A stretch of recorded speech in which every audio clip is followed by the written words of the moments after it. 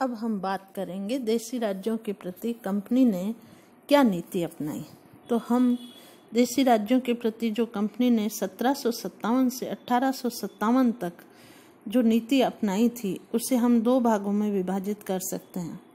प्रथम काल 1757 से 1813 तक और द्वितीय काल 1813 से 1757 तक।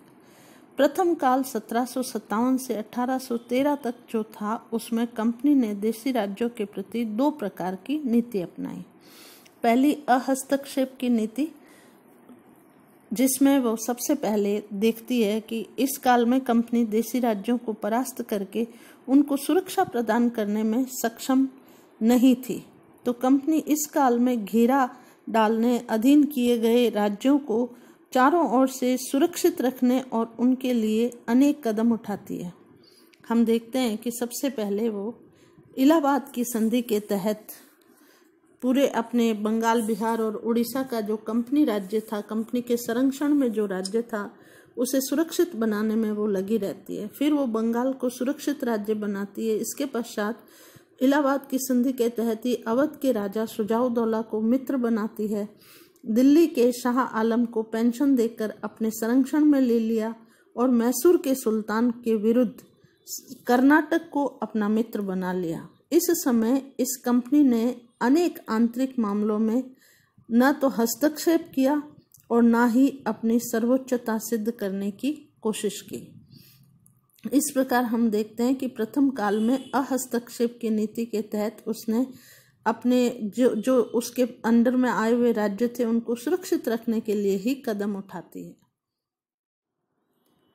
अब हम देखते हैं कि जो प्रथम काल था 1757 से 1813 तक का, उसका जो दूसरे प्रकार की जो कंपनी ने देशी रियासतों के प्रति नीति अपनाई, उसमें जो दूसरा पॉइंट आता है वो एक घेरा डालने की नीति। उसने एक स्पेशल नीति और एक स्पेशल पॉलिसी डिसाइड की थी भारतीय रियासतों के साथ। कि सबसे पहले आपने पढ़ा हुआ है कि कंपनी और मैसूर के क्या संबंध थे। मैसूर को अधिकृत कर लिया, धीरे धीरे वो अपनी सेना वहाँ पर अपनी डालती है, धीरे धीरे घेरा डालती, उस रियासत को चारों तरफ से अपने उसके आंतरिक मामलों में धीरे धीरे अपने हस्तक्षेप को बढ़ाती चली जाती है। एग्जाम्पल के रूप में आप एंग्लो मराठा रिलेशन को पढ़ चुके हैं। हैदराबाद के निज़ाम के राज्य में भी, हैदराबाद में भी वो धीरे धीरे अपना पांव पसारने लगती है।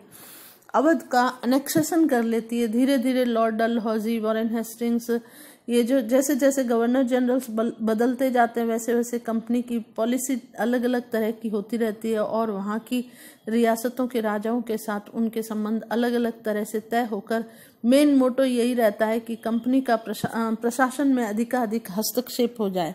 तो हम इसके संदर्भ में अपन देखते हैं कि अवध का अधिग्रहण भी कर लिया। फिर हम देखें एंग्लो पंजाब रिलेशन में तो ईस्ट इंडिया कंपनी ने पंजाब को भी अधिकृत कर लिया था।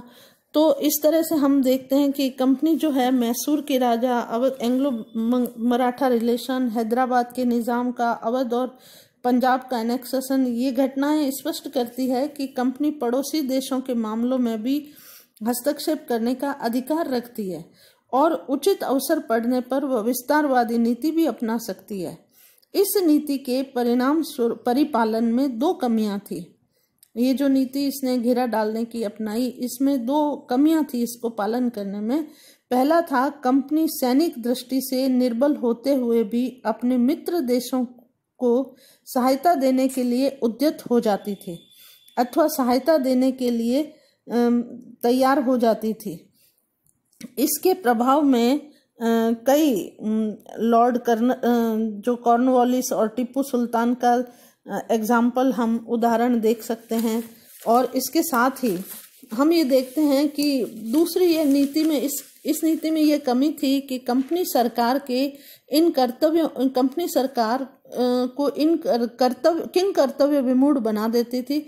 यह तब होता था जब कंपनी के दो मित्रों में आपस में झगड़ा होता था। उस समय कंपनी को यह सोचना पड़ता था कि वह किस मित्र को सहायता दे।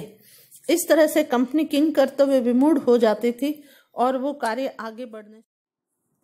इसके पश्चात हम कंपनी के जो देशी रियासतों से संबंधों का पॉइंट हम जो पढ़ रहे हैं उसमें उसका द्वितीय काल या सेकेंड पार्ट हम पढ़ें उसको, तो उसको अधीनस्थ अलगाव की नीति बोला गया है, जो कि 1813 से 1858 तक कंपनी जो भारतीय रियासतों के प्रति नीति अपनाती है उसके बारे में है। इस समय तक भारत में कंपनी काफी सशक्त हो चुकी थी। हम अगर पिछला रिकॉर्ड इतिहास का देखें तो ये देखते हैं कि 1813 तक कंपनी ने अपने भारतीय रियासतों के प्रशासनिक व्यवस्था में काफी पैर पसार चुकी थी। 1813 में लॉर्ड हेस्टिंग्स भारत आता है। वह पूर्ण साम्राज्यवादी नीति का पोषक था और अपने पड़ोसी देशी राज्यों को समानता का दर्जा देना बंद कर दिया और उन पर अपनी राजनीतिक सर्वोच्चता स्थापित करना प्रारंभ कर दिया। दूसरी तरफ देशी राज्य न तो कंपनी के विरुद्ध संगठित हो सके और न ही आपस में वे एक दूसरे की सहायता कर सके। इसलिए इस नीति को अधीनस्थ अलगाव की नीति कहते हैं। इस नीति की दो विशेषताएं थी, पहली सहायक संधि प्रथा और दूसरा विदेशी मामलों में कंपनी के निर्णय। सहायक संधि प्रथा लॉर्ड वेलेस्ली से रिलेटेड थी और दूसरा विदेशी मामलों में कंपनी के निर्णय इन रियासतों में, भारतीय रियासतों में बढ़ने लगे।